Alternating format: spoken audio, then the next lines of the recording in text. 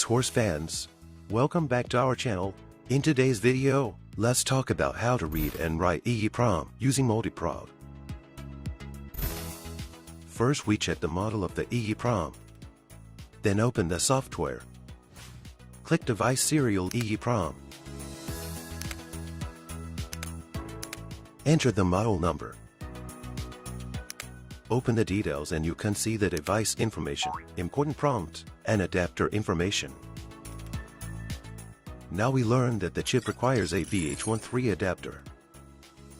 Remove the magnetic shield and check the adapter model. Confirm that it is a VH13 adapter and put the shield back. Place the chip aligned at the bottom. Ensure that the pin 1 is upward. And then lock it. Click to read the data, and here will show the reading progress. Okay, it's successful. We can modify the data just like this. And click here to write it in.